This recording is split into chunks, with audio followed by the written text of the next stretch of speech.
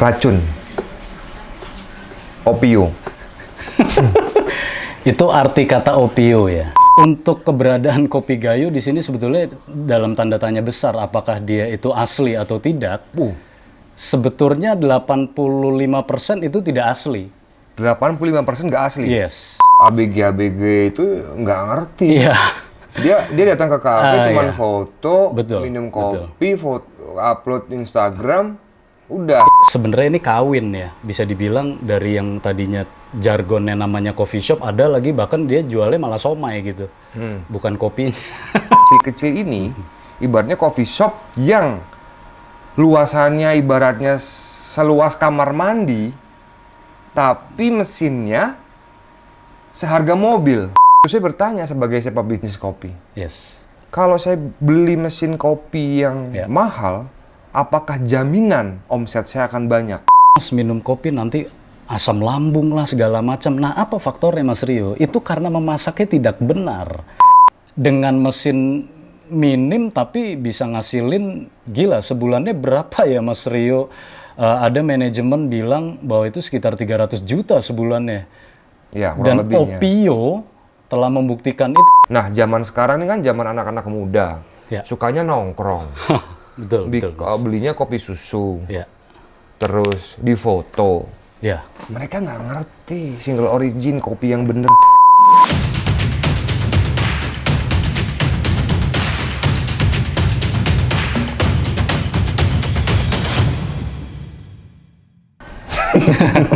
Kita minum dulu, Mas. Kita harus minum ya. Kita cheers dulu ya. Cheers dulu. Cheers. That's it.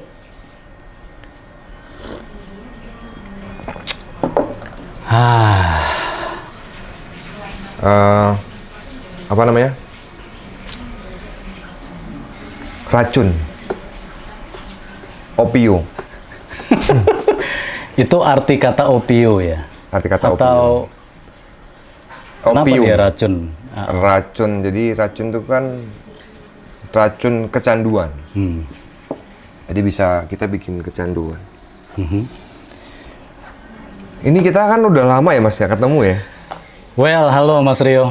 Kita lama banget udah tatap muka, apalagi kita udah lama ya.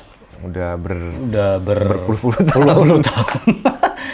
Mungkin dikarenakan masing-masing kita punya jadwal yang sibuk atau kita pengangguran kali ya sekarang pengangguran ya. yang sangat sibuk. Oke. Jadi Ya. saya mau kenalin dulu ya. Nih, Ya. Mas Winter lihatnya ke sini. Gitu. Jadi kalau teman-teman, kalau di video saya sebelumnya kan saya ngebahas COVID ya. Ya. Tapi kalau hari ini saya lebih ke kopi. Kopi ini kan sekarang gimana ya? Orang banyak banget sekarang yang bisnis kopi, maupun dari zaman orang tua kita juga kopi sama teh tetap orang kayak kita mau pergi kemana, yuk ngopi, nggak pernah yuk kita ngeronde. Bahasanya ngeronde ya? Nggak pernah kan? Nggak pernah. Jadi kita memang kopi ini kayak bahasa universal, bahasa yang betul. Ya untuk ngajak nongkrong, pacar, teman, sahabat, kita ngopi yuk. Ya. Betul. Di mana aja. Di mana aja. Betul. Bisnis kopi gimana Mas? Kan Mas Winnie kan orang yang kalau teman-teman belum tahu ya. Iya. Berarti ya belum pecinta kopi. Jangan ngomong kalau suka kopi tapi nggak tahu sama nih Mas Erwin. Mas Erwin nih udah dari kita kenal itu tahun berapa Mas? Kita kenal dari tahun 2016 akhir ya. Akhir. So banyak cerita yang kita, kenapa tadi pertanyaannya Mas Rio, kenapa semua berbicara mengenai kopi dan begitupun industrinya jadi ramai sekarang. Itu memang dikarenakan ada semacam misi terpenting dari kita harus ngejaga nilai luhur bangsa. Bisa dikatakan bahwa tren kopi ini timbul dikarenakan memang adanya sebuah kejenuhan gaya hidup. Mungkin orang maunya bersosialisasi, mau ngumpul-ngumpul. Begitu juga kita ketemu karena memang berbarengan pada satu momentum pada saat itu. Jadi aku pelaku kopi yang memang ada tugas besar dari nilai luhur tadi. Aku juga orang Gayo asli. Asli ya Gayo. Asli Gayo. Bukan blasteran. Bukan blasteran. Jadi makanya namanya Erwin Gayo ya. Iya. Dulu aku ingat pas kita aku ke tahun 2016 pas lewat di Tugu ya, Jogja. Iya. Lewat sekali kayaknya yang kondisinya asik nih. Terus kedua mampir ketemu. Iya. Masih kurus ya. Itu masih dalam roastingan ya. Kalau bahasa kopi roasting ya. Jadi masih kelihatan banget aku baru merantau waktu itu ke Jogja. Nah, Jogja menjadi salah satu daerah target utama untuk penyebaran. Misinya adalah penyebaran kopi Gayo. Bahwa tujuannya menyebarkan kopi Gayo sehingga nama Gayo yang memang udah sebetulnya terkenal karena memang rasanya yang unik. Nah, ini kenapa enggak aku sekaligus sekalian aja aku juga hijrah nih ke Pulau Jawa ini untuk ngenalin itu. So di kedai itulah pertama di Tugu Jogja kita bertemu ya Mas ya? Iya. Di situ masih sibuk sana sini untuk setiap hari ngenalin kopi itu apa, kopi Gayo itu apa, ribuan kali ngenalin ke orang, dan bless aku dapet tempat yang bagus banget di situ, tempatnya di center of Jogja. Pas Tugu ya. Pas banget Tugu. Itu ya. So sehingga bagus banget untuk branding produk itu sendiri, kopi Gayo, biar untuk orang ngerasain gimana nih rasa kopi Gayo yang sesungguhnya ya. Ada gini ya. Ada gininya. Ada gininya ya. Emang sesungguhnya itu berarti kopi Gayo yang sesungguhnya kan sekarang banyak kan ada varian kopi macam-macam ya.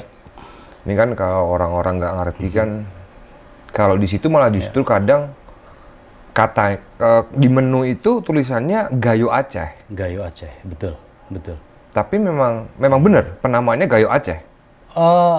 Kalau berdasarkan region kita keberadaan si kopi Gayo memang itu berada di Aceh. Jadi di Aceh Tengah tepatnya Mas Rio. So kita berada dalam letak geografis yang berada di Aceh Tengah sehingga kita nyebutnya Aceh, Gayo Aceh gitu. Tapi sebetulnya penamaan itu memang lebih, kalau kita orang Gayo sendiri sebetulnya tidak sering menamakan di belakangnya itu Aceh gitu. Jadi langsung to the point nama daerah kita yaitu Gayo gitu ya. Berarti Aceh kalau ada penamaan Gayo Aceh salah? Sebetulnya nggak salah ya, cuman kita semacam ada cerita yang di balik situ, ada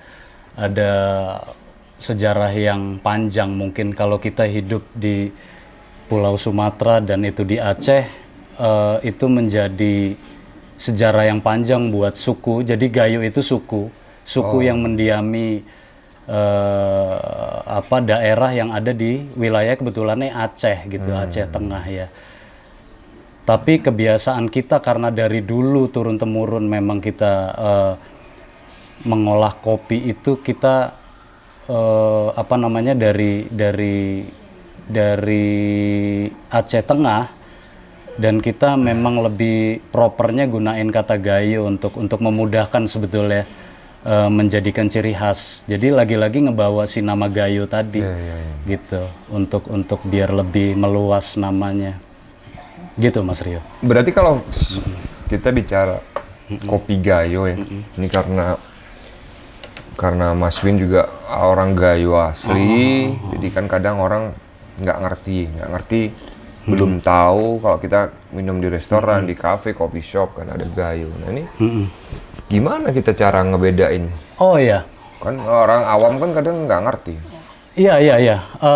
Pada saat perjalanannya sebetulnya kita betul-betul butuh, termasuk saya butuh untuk menjawab pertanyaan ini betul-betul harus tahu ya bahwa kalaupun memang menjadi misi membawa kopi Gayo, otomatis lebih baik ya orang asli Gayo yang dia harus split keluar dari Aceh itu, atau dia membawa sendiri kopinya langsung dari Gayo.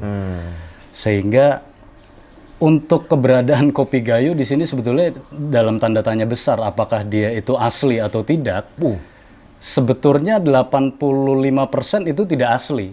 85% nggak asli? Yes. Karena bukan orang Gayo itu sendiri yang membawa, dan kita hanya baik pelaku kopi itu mungkin dia beli dari supplier dari entah dari mana-mana gitu.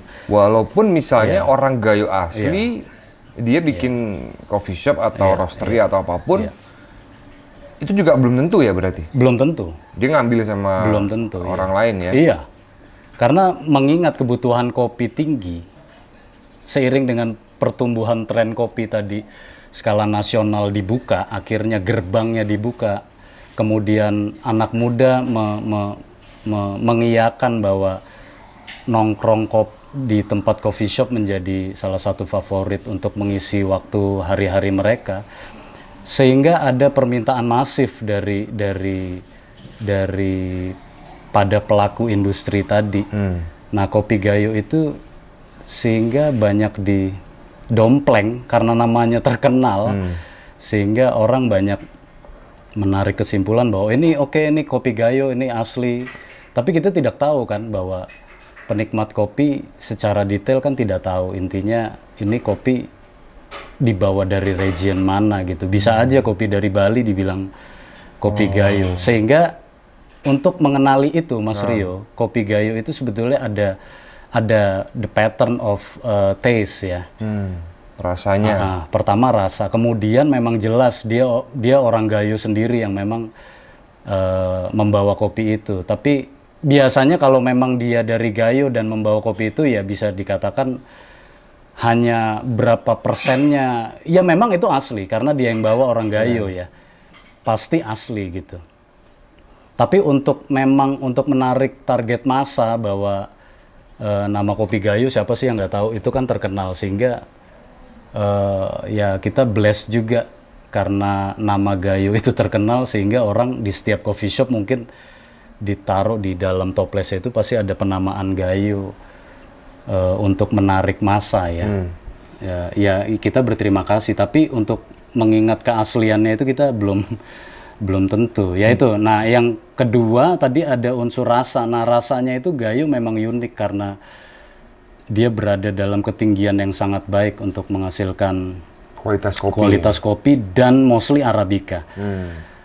Sehingga kopi ini menjadi terkenal karena memang kita tidak tahu awalnya bahwa ini orang-orang asing yang memang membuat semacam laboratorium bahwa ini kopi terbaik dunia, karena mereka tahu bahwa ini rasanya baik. Nah, orang Indonesia tidak tahu, bahkan orang Gayo itu tidak tahu bahwa kopi dari kita sendiri kok dikonsumsi orang asing, sedangkan kita orang Indonesia malah tidak diberikan informasi secara cukup baik untuk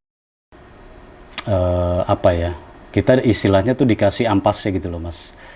Jadi memang sisa-sisanya ya memang kita kayak yang namanya Indonesia pada saat zaman Belanda belum tahu apa-apa tentang pengolahan kopi secara baik ya, sehingga tidak paham. Jadi kita hanya dikasih yang pasti lagi-lagi itu undergrade ya, yang tidak asli secara grade kita ada kopi grade itu. Jadi mereka hanya membawa kopi dengan kualitas yang baik untuk dikonsumsi di Eropa atau di seluruh dunia pada saat itu ya. Berarti Ya. penipuan dong. Jadi orang-orang yang ngopi di kafe, terus dia bilang gayo kan tanpa tahu asal usulnya, istilahnya orang gayo atau apa, dan bahkan ada orang gayo yang bisa kemungkinan dia mengambil kopinya nggak di sana. Ya,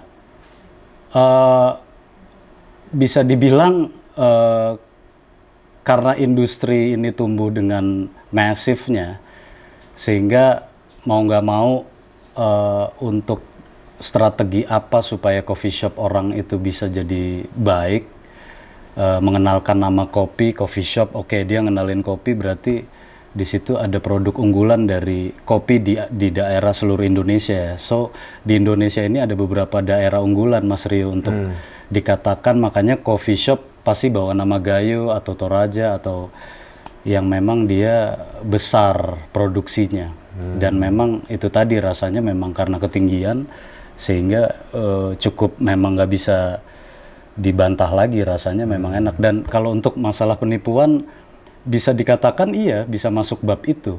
Karena kita tidak tahu kopi itu apa, iya customer harus tahu nanya ini asli apa ya enggak, dia ini kopinya dari mana, enggak. Tapi kita harus pisahkan dulu, lagi-lagi ini ada dalam tanda kutip bahwa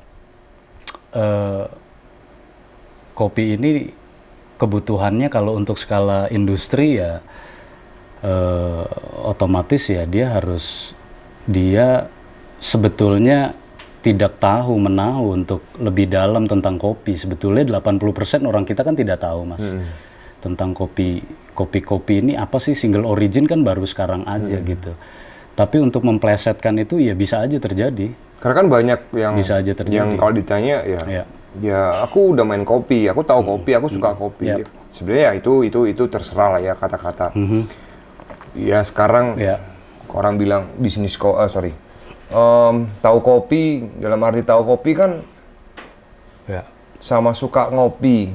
Kan sekarang yang justru malah yang orang-orang datang ke kafe itu, karena saya juga punya kafe dan saya lihat di atas meja itu kalau order jarang yang dia pesan bener-bener kopi single origin kayak gitu-gitu, jarang. Ya kopi susu, kopi kekinian lah sekarang. Yang pakai sirup ya. Pakai sirup gitu kan. Tapi kalau bagi orang-orang yang bener-bener fanatik kopi, ya ada yang bilang ya kamu minumnya sirup, kopi susu itu bukan kopi. Kopi cuman bahan tambahannya aja gitu. Sekali lagi jadi sah-sah aja, Mas Rio. Karena mengingat kebutuhan tadi, nah kopi ini kan makanya tergantung dari industri kita menjabarkan kopi ini sebenarnya panjang, Mas Rio, dari harus berada dalam koridor yang kita harus paham betul untuk tahu kopi ini mau diapakan, entah menjadi konsumsi pribadi atau konsumsi untuk umum. Nah, kopi itu kan ada fase-fase pengolahan mulai dari hulu sampai hilir, sehingga pengolahan kopi akan menjadi lebih sempurna ketika memang, nah itu tadi si misionaris tadi bisa menjabarkan itu, mulai dari bagaimana menanamnya, dia berhubungan langsung dari mulai tanam sampai dia menghasilkan rasa kopi yang baik. Nah itu kan semuanya ada penjabaran kayak step dari hulu sampai industrinya gitu loh. Nah sehingga ini akan menjadi sah-sah aja kopi mau dicampur nanti pakai sirup kah atau pakai apa, tergantung berdasarkan kebutuhannya tadi. Biasanya memang kalau udah nyampe skala industri hilir, dia pasti akan menginput kopi ini dengan rasa yang tidak cuman kopi, dicampur-campur. So kopi itu lagi-lagi menjadi jargon untuk sebuah kafe atau coffee shop bahwa ini ada coffee shop yang memang ini jual kopi, entah dia single origin atau memang signature-nya dia mau ngenalin kopi susu kah, kopi pakai campur atau apa, itu sah-sah aja. Cuman dari kopi itu sendiri sebetulnya kalau orang paham, makanya di sini kita harus jabarkan bahwa kayak aku sebagai produser di sini bahwa pembuatan kopi, ya aku literasinya harus betul-betul close banget sama produksi yang sangat baik. Produksi yang sangat baik berarti di sini kita harus betul-betul close banget bagaimana memasak kopi yang baik. Yang baik. Sebelum digunakan industri hilir untuk mereka sebagai bahan dasar tentunya. Bahan dasar untuk digunakan untuk campuran ya. So kalau aku sendiri Mas Rio, untuk mengartikan bahwa kopi itu sendiri sebetulnya dia minuman sehat. Dia organik, dia betul-betul asal tidak ada bahan-bahan pengawet yang kita input ke situ, dia sudah sehat sebetulnya. So kalau kopi nanti dicampur gula gimana? Apakah di situ baik atau gimana gitu? Sebetulnya kopi itu udah mengandung gula. Mengandung gula? Kopi itu udah ada? Mengandung gula. Jadi dia sudah manis dalam harfiah tadi. Dia ada glukosa yang membuat itu manis. Jadi kalau memang orang mencampur kopi, kalau saya berbicara tidak sehat, iya. Kalau kopi dicampur dengan sirup apalagi, itu tidak sehat. Tapi dalam jangka waktu berkepanjangan. Misalnya Mas Rio, let's say kita minum kopi ke sebuah coffee shop, kita minum coffee shop setiap hari pakai unsur sirup, iya. Secara dalam efek berkepanjangan itu udah tidak sehat ya. Tapi kalau di situ aku pun pakai sirup kadang, itu sah-sah aja. Selama itu tidak setiap hari kita pakai. Jadi konsumsi secara terus-menerus betul, lah ya. Betul. Nah ini kan ada banyak variabel lain lagi masuk di industri kopi. Tidak hanya kopinya, akhirnya industri sirupnya masuk, kemudian mesin segala macam. Nah, kopi itu kan kita balik lagi Mas Rio, benang merahnya adalah harus dibuat dari mulai cherry, tiba-tiba bisa menjadi cair seperti ini kan. Nah, ini kan ada proses untuk membuatnya. Nah, di situ ada literasi dalam menerjemahkan kopi. Kalau dari hulu tadi ya itu tadi. Ada peran-peran besar yang sudah masuk ke Indonesia dalam kurun waktu beberapa dekade yang lalu. Dari tahun 2005 itu sudah mulai ada pemahaman bahwa pengolahan kopi yang baik kayak gini loh. Jadi memperkenalkan itu memang orang asing. Dia semacam seperti Badan Dunia Kopi yang dia punya semacam tujuan untuk di daerahmu nih bagus nih untuk bisa menghasilkan kopi yang baik, tapi dengan cara pengolahan yang seperti ini. So SGEE itu menjadi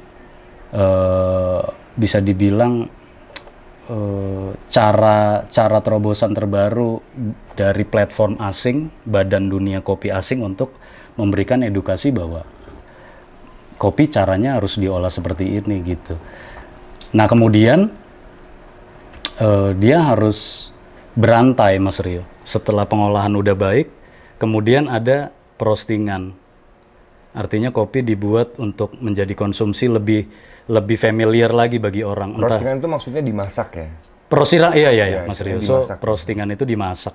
Jadi kenapa aku bilang di situ jadi ada lebih familiar? Nah itu sudah bisa mulai berubah physically dari mulai beans tadi kita mengolah lagi jadi ini biji kopi seperti ini dan akhirnya nanti menjadi bubuk gitu loh Mas. Jadi lebih familiar lagi. Karena kalau kita ngebahas antara kita istilahnya secara teknis kopi dan bisnis kopi ini kan sangat bertolak belakang sebenarnya. Karena kan kalau kita ngomong sekarang coffee shop itu kan memang ada beberapa yang menyediakan single origin, ada beberapa yang pure memang dia ya oke lah kita let's say kita sebutnya kopi kekinian, kopi susu atau kopi apalah ya. Nah, karena kan kalau di bisnis itu nggak laku Mas. Kalau kita bilang single origin, kopi apalagi tanpa gula, kita udah buka kafe bagus-bagus, terus kita masih punya idealisme, enggak, kopi yang benar, kopi yang sehat. Aku single origin nih ya. Single origin ya. Single origin kadang orang nggak ngerti single origin itu apa gitu. Karena aku yakin ABG itu nggak ngerti. Dia datang ke kafe cuman foto, minum kopi, foto, upload Instagram, udah. Itu fakta yang terjadi ya. Gitu. Bahkan yang terjadi seperti itu ya. Nah ini pertanyaan yang menarik Mas Rio, bahwa seringkali memang secara faktanya memang untuk kopi yang harfiahnya kopi hitam betul. Jadi ini part paling lucunya sebetulnya. Jadi agak bertolak belakang. Kalau dari segi penjualannya iya. Tapi kenapa sampai sekarang orang masih memakai jargon kopi itu tadi. Jadi memang ada kebutuhan dari si industri hilir. Nah, itu akan menjadi menarik kalau itu dicampur dengan sirup-sirup, dan faktanya adalah generasi kita yang anak muda sekarang yang milenial justru bukan minum kopi hitam dia. Hanya segelintir, dia malah untuk membuat ini hal yang menjadi menarik, bahkan kalau bisa warnanya jangan hitam. Jadi kalau bisa warnanya tuh ada hijau, merah segala macam. ada merah, iya, tapi itu sah-sah aja. Jadinya bagian dari menjual tagline bahwa lagi-lagi sebenarnya ini kawin ya, bisa dibilang dari yang tadinya jargonnya namanya coffee shop, ada lagi bahkan dia jualnya malah somai gitu, bukan kopinya. Ya. Jadi jauh malah. Ya itu tadi, jadi kita sebenarnya berjalan berbarengan mengenai sudut pandang perspektif bahwa kok malah jadi kopi kekinian yang pakai sirup lebih laku. Iya, itu in fact gitu loh. Jadi faktanya bahwa nggak bisa dibantah lagi secara minat orang untuk memesan di sebuah coffee shop malah lebih laku itu gitu loh. Tapi tetap bahwa tagline kopi itu menjadi sumbu utama, mesin utama untuk dia si pelaku bisnis ini untuk mengenalkan bisnisnya dia gitu loh. Ya itu tren yang terjadi Mas Rio. Jadi kita nggak bisa ngebantah lagi bahwa kalau bisa si peminum cewek sama peminum cowok, kalau dia datang ke sebuah coffee shop pasti faktanya mungkin cowok lebih dari 5 orang yang mesen single origin, cuman 1 yang lain temennya pakai sirup ya. Ya karena kan, karena aku sendiri kan punya coffee shop ya. Dan Mas Rio ada coffee shop ya? Ada. Sangat ada. Sangat. Wow. Ada. Nah Keren. ini kan banyak yang ya udah mau cowok mau cewek kadang. Untuk penjualan single origin atau oke lah kita ganti bahasanya kopi hitam ya, kopi hitam yang kalau teman-teman lihat mungkin yang metodenya kadang kan kita ada yang dinamakan P60, ada siphon, ada French press, itu pun kadang kalau kita bicara knowledge kopi orang nggak ngerti. Saya pesan kopi P60. Nah P60 ini kan kalau saya nggak salah kan ini metodenya pembuatan metode penyajiannya ya. Nah, tapi ada orang mengatakan kopi P60, kopi French press, kopi tubruk. Ini kan sebenarnya kan metodenya aja. Iya betul. Nah, ya memang harus ada barrier ya, harus ada satu pembeda antara kita mau ngomong bisnis kopinya, apa mau ngomong knowledge kopinya. Oke. Nah, kadang orang sok tahu. Sok tahu dia bikin coffee shop. Terus ada yang idealisme yang bener-bener kopinya harus begini. Pakai mesin yang harus begitu. Oh, mahal ya? Mahal. Ya kan? Ini fakta ya, Mas. Fakta ya. Kita ngomong bisnisnya nih sekarang. Iya. Kalau kita ngomong bisnisnya, karena saya juga punya coffee shop. Saya ngelihat sekarang apalagi di Jogja ya, khususnya kalau teman-teman lihat video ini mungkin di seluruh Indonesia. Iya. Kita bicara dalam skup Jogja, saya tidak tahu tentang skup yang lainnya, artinya di luar Jogja. Di Jogja itu banyak sekali coffee shop. Hampir kita kayak beli rokok, kayak kita beli beras ya, di mana-mana ada coffee shop. Dan coffee shopnya ya ada yang besar banget, ada yang sedang, ada yang kecil. Pun banyak sekali nih. Nah, yang kecil-kecil ini ibaratnya coffee shop yang luasannya ibaratnya seluas kamar mandi, tapi mesinnya seharga mobil. Ini kita bicara koridor bisnis. Oke. Nah, kalau kita bicara koridor bisnis kan, oke, kamu boleh-boleh aja. Dia mau beli mesin seharga bis atau seharga miliaran rupiah, itu hak kamu, itu karena itu duit kamu gitu. Cuman lagi-lagi yang menjadi saya bertanya-tanya, ini kan mumpung ada Mas Win nih, ya kan saya pengen tahu nih, karena kan saya juga sebenarnya pemain awam nih kopi ini kan, saya harus membedakan antara kita ngomong bisnis atau knowledge tentang hulu ke hilirnya atau kita ngomong kualitas kopi tadi, karena saya yakin semua orang tidak banyak tahu tentang kopi, termasuk saya mungkin. Yes, betul. Nah, tapi fakta di lapangannya orang bikin coffee shop dengan luasan yang ya oke lah, kecil ya, kecil kan memang relatif, besar kecil relatif. Tapi mesin kopinya udah seharga ratusan juta. Ngalahin bangunannya ya. Terus saya lihat di YouTube penasaran. Jadi mesin kopi ini apakah bisa meningkatkan omset? Wow, menarik Mas Rio. Kan? Mesin kopi mahal, saya nggak menyebutkan nama mesin kopinya mesin kopi mahal itu relatif, tapi yang di atas, pokoknya kita bicara puluhan bahkan ratusan juta. Terus saya bertanya sebagai siapa bisnis kopi, kalau saya beli mesin kopi yang mahal, apakah jaminan omset saya akan banyak? Apakah saya akan jaminan kafe saya akan laris? Jawabannya tentu tidak, Mas Rio. Tidak. Karena memang kalau dari bisnis tadi yang seperti Mas Rio tanyakan ke aku tadi mengenai letter luck bisnisnya, itu salah. Karena kalau sudah masuk koridor bisnis berarti di situ ada cash flow dan di situ ada perhitungan. Misalnya let's say kita katakan di situ ada pembukuan. Ada balik modal, ada income berapa orang, rate per day, berapa cup per hari atau gimana itu. Tapi kalau tidak mengimbangi mesin ratusan juta tadi, bisa dibilang yang masuk cuman 2 orang. Saya pikir di situ udah zonk dan itu salah besar. Tapi it depends, balik lagi ketika memang, jadi kalau di luar bisnis di luar bisnis berarti singgungannya mengenai hobi. Bisa dibilang dia mungkin suka banget tentang kopi sehingga dia mengkolek semua informasi tentang alat kopi, dia beli, dia suka, itu sah-sah aja. Karena kan itu sah-sah aja. Kata orang denger-denger kan, ya mesin kopinya cuman gini. Yang inilah. Tapi kalau kita sadar kan itu salah, Mas Rio. Sadar secara bisnis. Karena ya kalau dia memang hektik setiap hari, everyday peak time, orang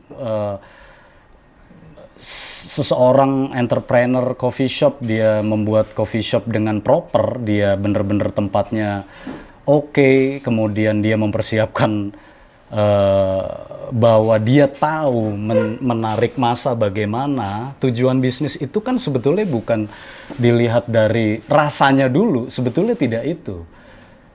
Jadi sebenarnya bagaimana ada cara-cara tertentu kita menarik orang, biar orang tersebut datang ke coffee shop, bagaimana nih dia bisa tertarik. Apakah memang dilihat dari mesinnya mahal dulu, tapi in fact di lapangan orang kalau ngelihat mesin, gue mau main ke coffee shop, bener kata Mas Rio tadi, mesinnya keren, gue minum nih gitu. Tapi secara fakta banyak dari mitraku juga itu dia tutup dari koridor bisnis. Karena memang secara aku harus jujur bahwa di sini aku juga pelaku dan karena aku produsen, aku yang mengolah kopi, sehingga banyak dari beberapa mitra coffee shop atau yang memang dia berkecimpung langsung untuk membuat coffee shop, dia bertanya ke aku, Mas gimana nih saran yang baik untuk aku pemula beli mesin kopi gimana? Ya kita tentukan dulu Mas, kalau itu memang niatnya betul utuh untuk bisnis, as a business, ya saranku memang lebih baik kita yang menengah dulu ya. Jadi bukan terlampau dengan merek yang seperti La Marzocco atau mesin-mesin gila yang memang dia membutuhkan tingkat bisa dibilang presisi ya dalam memang iya mesin bagus dia banyak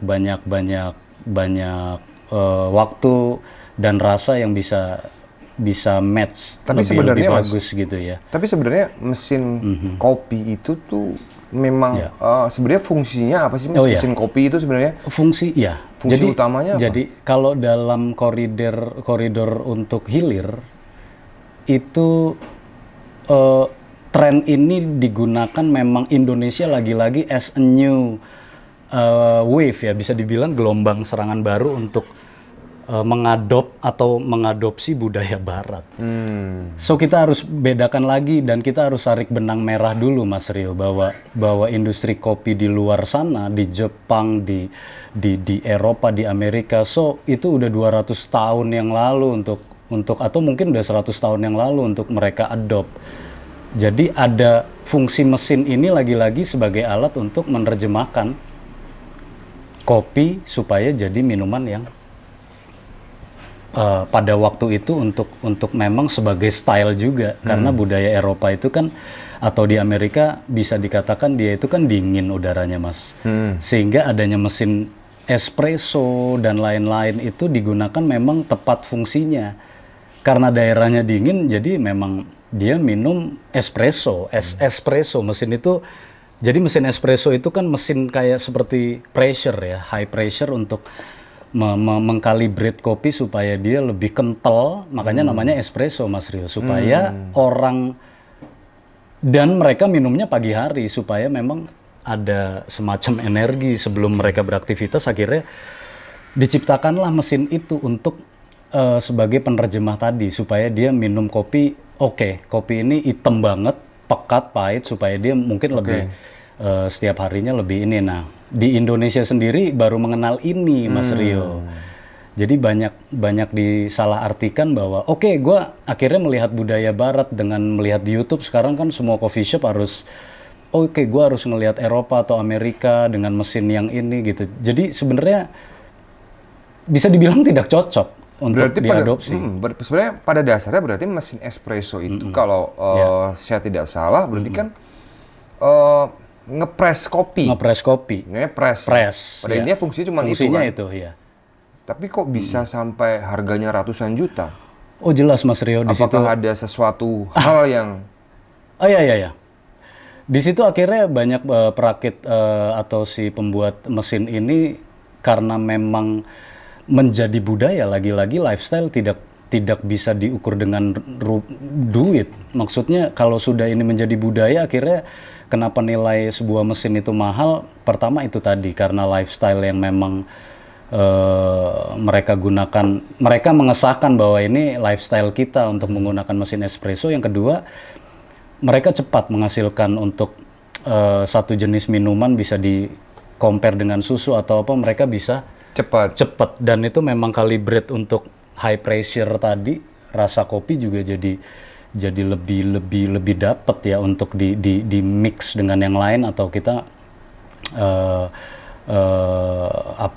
bisa diminum dengan kopi espresso single tadi, sehingga dikatakan mahal. Iya, karena yang ketiga Mas Rio, dikatakan mahal dia bisa awet dari pemakaian, kemudian penggunaannya bisa lebih jangka panjang dengan hektik customer. So budaya di barat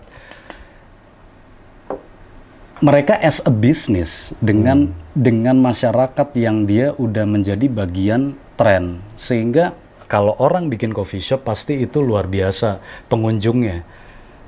Berarti kalau punya mesin kopi yang miliaran terus konsumennya cuma Senin Kemis, nggak ada, maksudnya sepi, ya bisa dikatakan useless. Bisa dikatakan useless dan itu salah dalam mengadop pemahaman yang lebih dalam untuk secara sadar buat apa sih? Let's say kita pertama mau bikin coffee shop ini buat apa tujuannya? Buat keren dong. Buat keren ya? Buat keren. Ya kan? Orang sekarang pengen dilihat keren. Ya tapi nggak salah juga ketika memang banyak dari info bahwa Mas, coffee shop yang proper tuh harus mesin gini gitu. Itu sah-sah aja. Tapi bisa dibuktikan kalau memang dia yang masuk bisa 200 cup ya, saya pikir that's gonna be proper. Itu baru keren. Baru keren. Itu baru keren gitu. Nah, tidak juga Mas bahwa variabel yang ditarik harus berdasarkan mesin keren. Lagi-lagi di Indonesia cukup unik.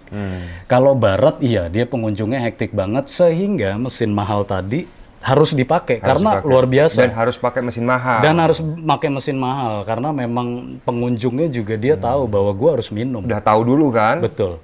Nah, kalau di sini kan baru awal. Di sini akhirnya Indonesia sekali lagi dia harus lihat dulu. Gua luarnya dulu deh.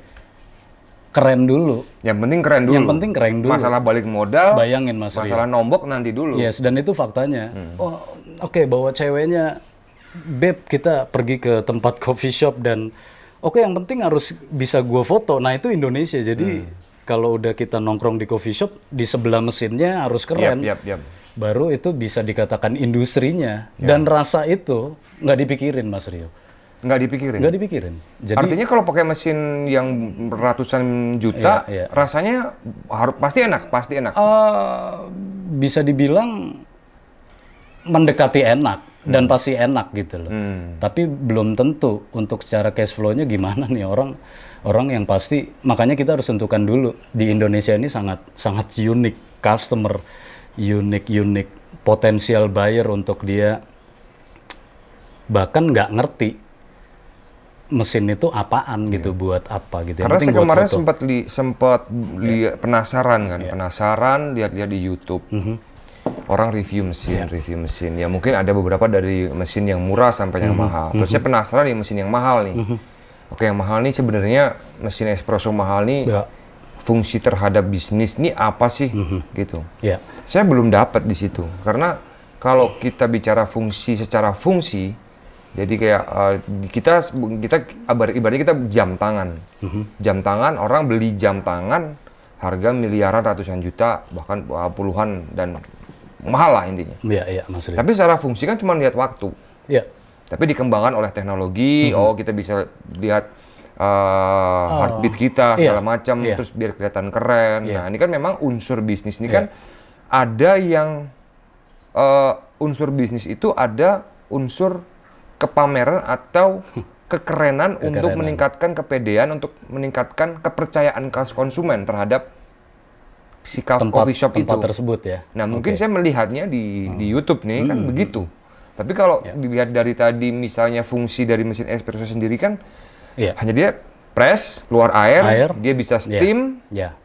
Sebenarnya mesin-mesin yang biasa yang bisa kan berarti, cuma nggak keren kan gitu. Makanya Mas Rio, di sini banyak pabrikan berlomba-lomba untuk dia, ada juga dia menyesuaikan lagi dari kepentingan si pelaku usaha tadi. Lagi-lagi di sini balik lagi bahwa mau diapakan ini, kita mau ada lagi bahkan buat di rumah, ada mesin espresso buat di rumah. Jadi tujuannya balik lagi gitu untuk kegunaannya. Tapi as a proper for business, aku rasa kita sebaiknya jangan langsung gegabah untuk, apalagi langsung ya pertama bikin coffee shop. Nanti dulu harusnya dia bisa, kan ini bisnis berarti ada semacam uji coba bahwa hectic viewers, hectic untuk orang nyobain ke tempat kita ini gimana nih, mau dari apanya dulu yang dinikmati gitu. Jadi ada banyak sebetulnya perdebatan yang menarik diambil dari si hilir sebetulnya. Nah, tapi kalau aku kayak sebagai as a makers yang bikin kopi, aku seperti cuci tangan sebetulnya. Dikatakan cuci tangan ini aku nggak bermain. Sebetulnya bisa dibilang, jadi dalam penerjemahan kopi lagi, Mas Rio balik lagi bahwa di situ ada pengolahan kopi yang baik sehingga bisa diterima aja udah syukur gitu ya. Nah, tugasku adalah bagaimana sebagai produser ini harus membuat kopi presisi. Bikinnya pun harus detail banget, tidak boleh ada rasa yang kalau Mas Rio pesen misalnya nanti hari Senin ke ini berubah gitu rasanya. Nah, itu kan berpengaruh ke mesin tadi. Nah, dibuatlah lagi udah ada mesin roasting tadi. Nah, tugas yang paling berat adalah si produser. Dia harus membuat kopi dengan konsistensi yang tinggi. Sehingga buat para mitra nanti yang untuk bikin dengan mesin yang third party atau mesin-mesin yang bisa dikategorikan tidak mahal tadi, sebetulnya jadi nyaman digunakan. Pada intinya membuat kopi sebetulnya sulit untuk si produsernya itu sendiri. Kalau untuk coffee shop ya itu tadi, mesin hanya sebagai bisa buat gaya-gayaan, tapi bisa juga lebih bagus lagi sih rasanya Mas Rio. Jadi rasa kopinya coffee shopnya laris, tempatnya, habis itu didukung mengenai tempat. Jadi si tugas produser juga harus bisa menerjemahkan itu, jangan sampai dia unkonsistensi dalam rasa. Nanti kasihan juga. Jadi sebetulnya kalau dalam bisnis hilir itu harus proper semua, Mas. Rasanya enak, si kopinya sendiri, orang nggak sakit perut, Mas Rio. So kebanyakan, 80% masih bad untuk mempresentasikan atau memasak kopi. Serius, Mas Rio. So aku juga berkeliling ke seluruh ya mitra-mitra bagaimana untuk mencoba rasa kopi gitu. Jadi kebanyakan dari yang aku temukan mereka memasaknya tidak baik. Berarti kalau mesin kopi yang mahal, yang ratusan juta itu tadi, tidak jaminan, yang penting udah deh anggap aja random, kita ngambil kopi dari Gayo atau dari dari Bali, dari mana, kita bikin di mesin itu belum tentu aman juga, maksudnya belum tentu enak ataupun nggak sakit perut. Dan tujuannya ya itu tadi, jadi banyak yang dia sebetulnya itu tidak pede meminum kopi. Karena mereka langsung, aduh aku takut Mas minum kopi nanti asam lambung lah segala macam. Nah apa faktornya Mas Rio? Itu karena memasaknya tidak benar. Sekali lagi, so aku yang nemuin di Jogja ini kebanyakan memang belum proper untuk masak. Jadi hanya segmen pada idealisme dia. Menurut dia. Tapi kalau aku as a producer, Umah Kopi Gayo guys. Oke, jadi itu harus lagi-lagi melihat bahwa apa nih tujuan dari si produser tadi. So itu harus benar-benar melihat dan menimbang bahwa kopi itu yang pertama Mas Rio itu harus aman digunakan. Aman itu maksudnya nggak sakit perut, banyak ibu-ibu orang tua dia takut, bahkan kaum female atau yang cewek sendiri pasti makanya itu tadi milihnya non coffee karena dia punya jargon tersendiri. Aduh aku takut nih minum kopi yang pure, takut ini. Nah itu tadi, itu sebagian besar dari misiku untuk halo orang Indonesia, bahwa kopi juga nggak kenapa-napa gitu loh. Minum kopi sebetulnya nggak kenapa-napa asal masaknya bener gitu. Karena si produser juga atau si roastery itu juga ya, bahasa kerennya roastery ya. Roastery ya, oke. Roastery itu kan kadang, Mas saya dibuatin kopi untuk kopi susu. Oke nih, pakai robusta, pakai format medium to dark atau medium city atau light to medium atau nah. Kan bisa diartikan seperti dokter ya. Jadi kalau saya pesen ke Mas Win kan, Mas saya pengen kopi gini, robusta misalnya nih untuk produk saya ini. Nah kadang saya pengen ini kurang pahit misalnya, saya minta dinaikin lagi. Nah kadang Mas Win kan jangan terlalu naik Mas, nanti jadi gosong. Nanti cuman rasanya cuman angus aja. Nah ini kan nggak banyak produser atau roastery itu mengarahkan. Jadi profil kopi itu kan beda-beda kan. Jadi sebetulnya memang kalau dalam memasak kopi, kalau dalam roasting itu sebetulnya yang dijabarkan cuman beberapa aspek Mas. Jadi permintaan itu datang, dia mau light to medium, medium atau dark, sebetulnya di situ aja. Dengan menggunakan kopi dari seluruh Nusantara misalnya.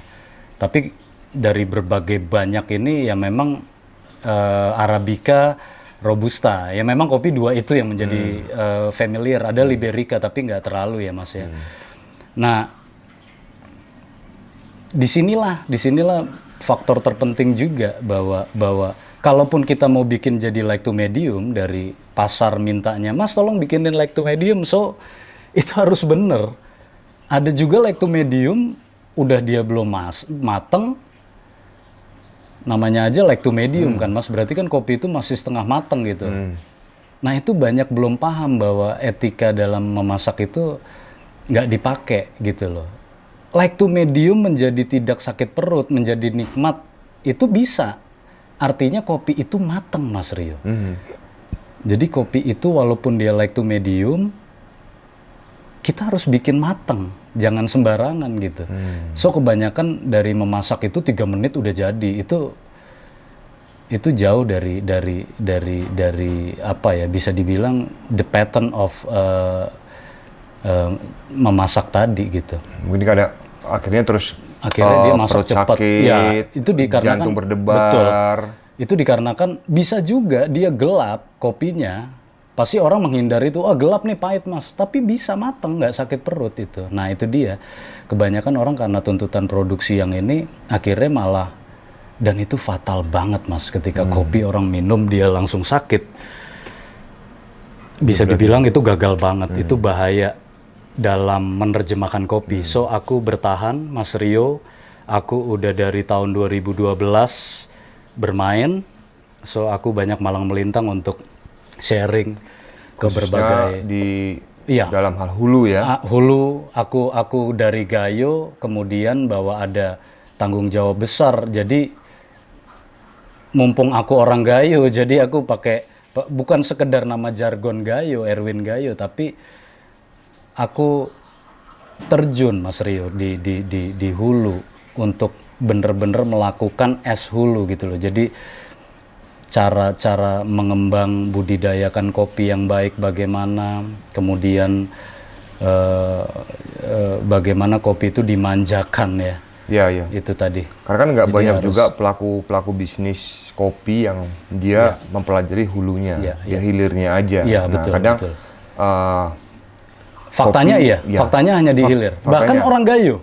Bahkan orang Gayo. Bahkan orang Gayo, aku sedikit enggaknya, aku orang Gayo, tapi bisa dibilang kalau pro kontra atau as enemy, banyak Mas Rio.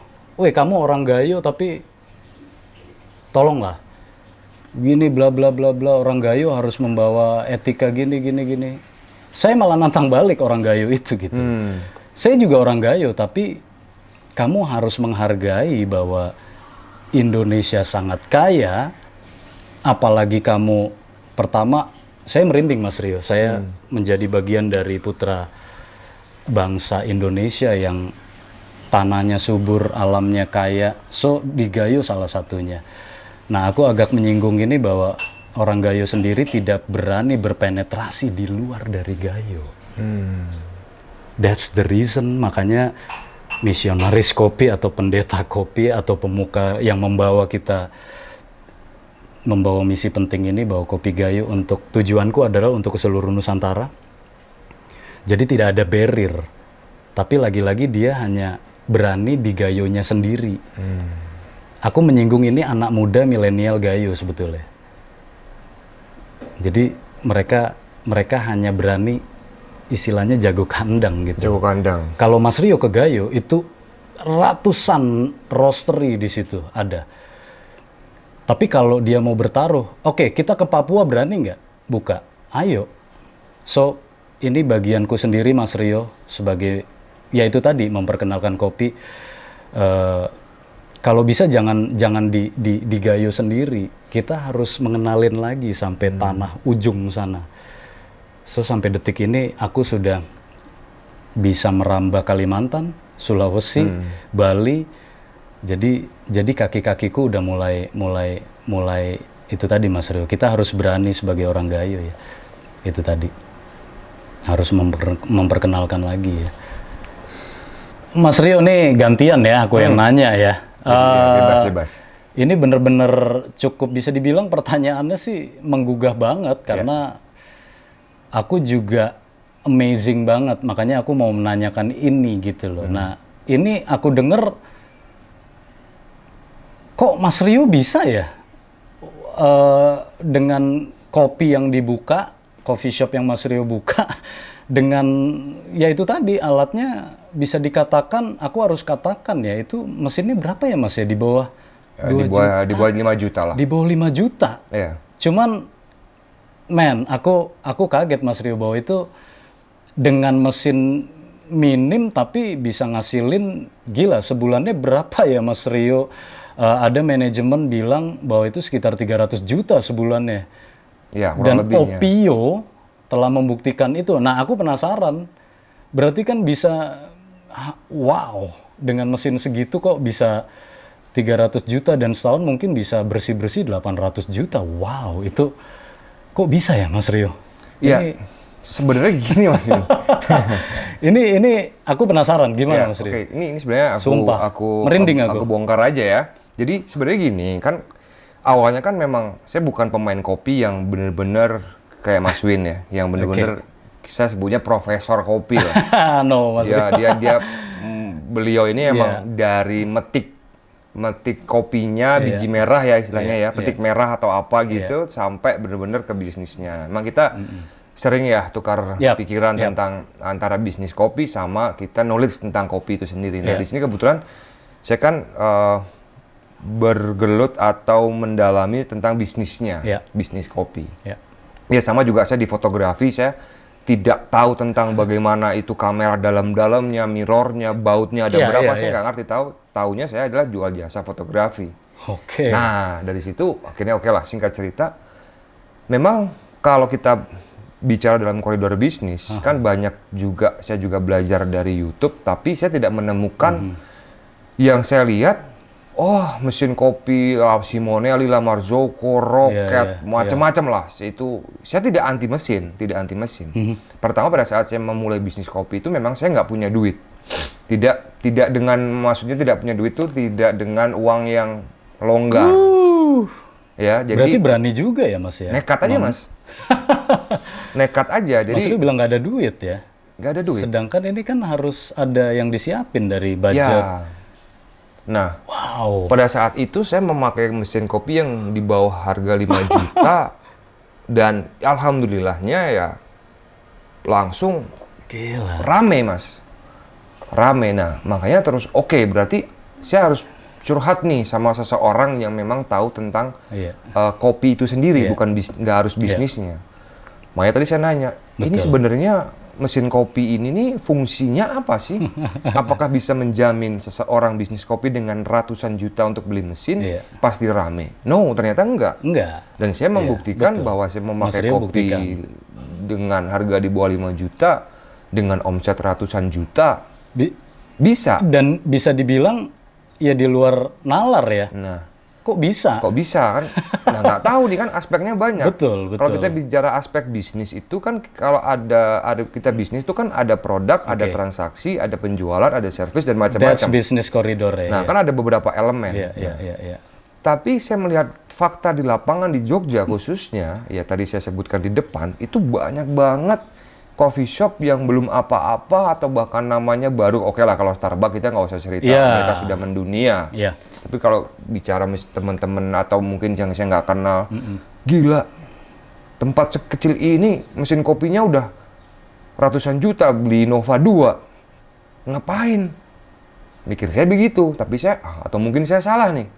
Jangan-jangan mesin kopi itu bisa membuat orang percaya keren sehingga dia datang terus. Ternyata enggak juga. Nah, akhirnya oke lah, saya bikin dengan modal secukupnya, dengan ala kadarnya, dan bahkan saya mengalami bikin pakai mokapot ya Mas ya. Mokapot. Saya masak kopi, kalau mokapot kan benar-benar manual ya. Iya. Manual, saya belajar espresso pertama kali bikin espresso dengan mokapot. Dan aku saya ngelihat sendiri proses dari Mas Rio membangun Opio itu. So ini makanya bisa dijadikan untuk teman-teman yang mau buat coffee shop bahwa bukan itu sebetulnya. Sehingga ada rasa suka, kemudian ya kalau udah suka, jatuh hati, berarti itu bukan berarti harus mahalnya kan? Iya. Berarti kan harus tahu betul suka. Kalau sudah suka berarti nggak no matter what. Berapa kali aku bikin kopi dan mencoba. So di sini teman-teman aku cukup amazed ya bahwa aku punya teman dan saudara. eh, ini dibuktikan bener-bener teman-teman bahwa dengan budgeting yang minim, tapi beliau mencoba terus bahwa ini yang aku suka. Aku bikin kopi setiap hari dan bukan mesti mahalnya, tapi ada cara lain, trik-trik yang memang bisa dijadikan itu magnet, daya magnet kan. Berarti di situ kita bekerja sama dengan baik, Mas Rio. Betul. Berarti aku juga support Mas Rio dengan beberapa pertanyaan. Kalau kita mau klinik kopi bareng-bareng, so ini kita terjalin dengan cukup baik ya, Mas. Betul. Keren banget. Iya, jadi kan pada saat saya belajar kopi juga terus terang nih kan. Terus Bahkan, terang saya, sorry Mas Rio, tempatnya di depan jalan, mesinnya mahal, tapi malah tutup. Baru buka 3 bulan. ada Itu ya? banyak, Mas. Banyak, iya betul, benar-benar banyak. Mas Rio buka malah bisa dibilang nggak kampung, ada ya. di kampung, di desa, dan itu wow. Ini bisa dibilang lucu makanya gitu. Dia di depan jalan dengan mesin yang keren gitu. Ya, jadi saya juga belajar banyak dari banyak teman juga yang nggak harus dikonsentrasi di kopi, tapi ketika kita memulai sebuah bisnis apapun, mulailah dengan yang kecil. Itu Jadi, kata saktinya ya. Iya, dan mulai dulu. Mulai dulu. Karena bisnis itu adalah pasti rugi. Bonusnya adalah untung. Jadi jangan dibalik mindsetnya. Ini quotes-nya ya Mas. Ya, jadi sebagai kadang pelaku orang usaha. memulai bisnis tapi sudah takut kerugian. Berarti ini tidak harus kopi sebetulnya. Tidak harus kopi. Nah, kalau orang udah mulai berbisnis, berarti kan dia semakin banyak dia dipukul, semakin banyak juga semakin tidak takut untuk dia jatuh atau dipukul. Quotes-nya menarik Mas Rio. Ya, karena kan gini, sekarang kan kebetulan saya bikin opio lagi. Oh, Mas Rio bikin opio ya dengan jadi yang dulu ini. memang sudah selesai. Oke. Saya bikin opio lagi. Aku nggak sabar nih Mas Rio, dengar-dengar memang ada opio kedua. Ya. Dan aku merasa terpanggil lagi nih guys, untuk kita sama-sama penasaran nih. Aku rasa aku menantikan ini Mas Rio, untuk opio yang kedua pasti keren banget. Ya. Memang karena bisnis itu otomatis bisnis F&B ya, food and beverage itu kan macam-macam aspeknya. Jadi ada yang orang datang ke tempat kita karena servisnya. Aku kapok, sorry Mas Rio, aku melihat ini kok Mas Rio nggak kapok ya? Kenapa harus bikin lagi nih? Ya karena memang kita harus selalu, ya kalau kata orang-orang kaya, kata orang-orang sukses, harus nggak ada puasnya. Nggak ada puasnya. Bukan kita serakah, ini harus dibedakan. Serakah dengan kita, ya kayak ambisi dengan ambisius. Semua orang harus punya ambisi, tapi jangan ambisius. Jadi ambisi saya karena bisnis kopi sendiri ini kan, pertama saya suka kopi. Kedua, minimal itu saya punya experience dari yang lama, yang dulu. Saya ambil bagusnya, saya buang jeleknya. Ya memang nobody perfect, tapi minimal saya akan memulai lagi bukan dari nol minimal. Jadi saya sudah punya, ya beberapa teman-teman mungkin udah tahu lah nama Opio. Terus tadi Mas Vin, jadi di bisnis kopi saya saya menerapkan ada beberapa hal. Yang pertama, orang datang ke tempat saya itu apakah servisnya, apakah tempatnya, apakah kopinya, apakah harganya. Nah, ada 4 elemen yang itu sebenarnya saling berkaitan. Nah, sebagai pebisnis, sebagai orang yang menjalani bisnis kopi shop atau apapun, kita harus mengamati benar-benar perubahan zaman. Nah, zaman sekarang ini kan zaman anak-anak muda, sukanya nongkrong. Belinya kopi susu, terus di foto. Mereka nggak ngerti single origin, kopi yang bener. Udahlah, kita nggak usah ngebahas kopi yang terlalu dalam. Biarlah orang-orang seperti Mas Win aja yang tahu. Nah, bagi teman-teman yang memang mau belajar kopi yang sebenarnya atau tahu roastery yang sebenarnya, ya harus ke Umah Kopi Gayo. Itu ada di Instagram, Umah Kopi Gayo. Umah Kopi Gayo ya guys. Nah, namanya saya bukan promo, tapi memang kita sudah menjalani ini. udah lama kan Mas? Betul Mas Rio. Aku cukup mengamati ini, makanya menjadi bagian yang rasa penasaran. Aku salut sama Mas Rio juga. Aku pun menjadi penasaran. So bensin kita adalah penasaran itu tadi. Karena Mas Rio bilang bahwa perkembangan zaman ini harus kita ikuti, sehingga sebenarnya it's never ending gitu. Yep. Stop we talk about coffee business. Yeah. Kita sudah bekerja sama Mas Rio dengan lama dan kita merasakan manfaat itu, bahkan kita bisa membuat next chapter. Kita berangkat dari nol, kita bisa kerjasama dengan baik. Makanya ini bukan semacam bluffing yang tangan kosong atau enggak, ini cuman bohongan, enggak, ini betulan guys, bahwa ini pelakunya. Ini aku kaget gitu juga dengan karyanya beliau, bahwa ada dimensi dari beliau sadar bahwa bisnis itu perlu dilakukan secara continue dan bukan hanya sekedar bahwa oke, bikin coffee shop nanti cuman bertahan beberapa waktu, tapi beliau membuktikan kembali nih guys bahwa ada rasa penasaran yang beliau mungkin tidak pernah berhenti untuk berusaha untuk lebih haus. Nah ini aku juga belajar dari Mas Rio bahwa rasa haus itu kalau dalam entrepreneur ya itu tadi, kita perlu tetap haus. Yeah. Tapi berambisi tapi just do it guys. So kalau bisa ini dilakukan. So kita udah berteman selama hampir 5 tahun. Kita TikTok bareng. Kita mulai dari yang 5.000, 10.000 itu dilakukan sampai bisa beliau ngasilin, aku kaget bisa ngasilin ratusan juta ya. Sehingga di sini ada harus kawin perpaduan dari coffee shop itu yang bagus. Oke, dari kopinya, masaknya harus bagus. Kemudian dia sadar bahwa layoutnya juga seperti Opio, keluar banyak sekali untuk melayout, remodeling tempatnya. Jadi harus kawin semua untuk sebuah coffee shop biar bernilai, tidak seperti cuman kekinian tapi ya udah dia nggak ada perubahannya. Nah ini salah satu contoh nih guys, buat bisa diambil keberaniannya sebetulnya. Jadi banyak orang nggak berani untuk mengambil resiko. Lagi-lagi mereka takut gimana ya nanti gimana ya. So kita nggak ada batasnya untuk ngartiin berani. So guys, ini zaman serba keterbukaan.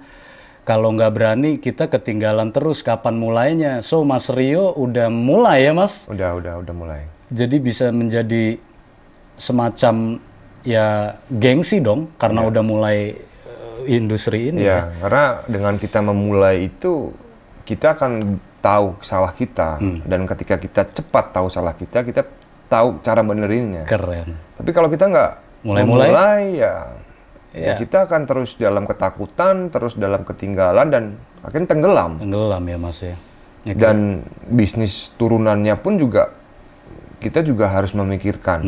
Jadi kayak Mas Win kan ada kemasan ya Mas. Di Uma Kopi Gayo juga kemarin pada saat saya lihat dari pertama kali kita kenal di 2016. Iya, di Tugu ya. Ada kemasan, terus sehingga akhirnya sempat nyoba kopi saset juga. Dan sekarang juga saya ikut-ikutan, saya bikin kopi saset yang dimana mungkin ini untuk orang-orang yang lebih praktis. Amazing, iya Mas Rio. Sampai hari ini akhirnya Mas Win juga menyediakan ground coffee atau kopi bubuk juga. Bubuk, ya betul. Nah jadi ini kan ada satu perkembangan produk. Nah kalau kita tetap dengan produk ya gitu-gitu aja, tidak ada pengembangan, entah itu packaging atau produk itu sendiri, ya stagnan ya Mas ya betul. Kita panjang ya Mas kalau bahas kopi sebenarnya. Oh ya, ini bisa jadi ada chapter kedua ya kayaknya. Chapter kedua aja. Nanti kita undang adiknya Mas Win, Mas Dimas. Oke, bisa. Yang Mas emang spesialis dia untuk makers ya.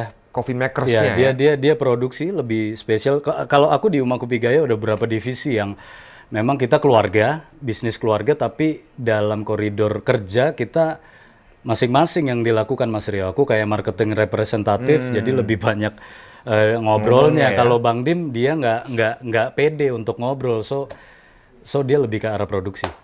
Satu hal Mas. Dulu kan Mas Win kurus ya.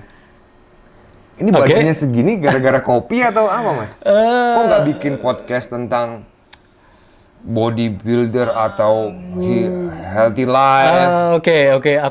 Aku kena banget sih di zaman sekarang. Apalagi Mas Rio punya podcast, konten, media sosial semua di up. Mudah-mudahan ya Mas Rio ini menjadi tantangan aku. Aku pengen banget bikin Kita platform. tunggu ya. Guys, YouTube. oke.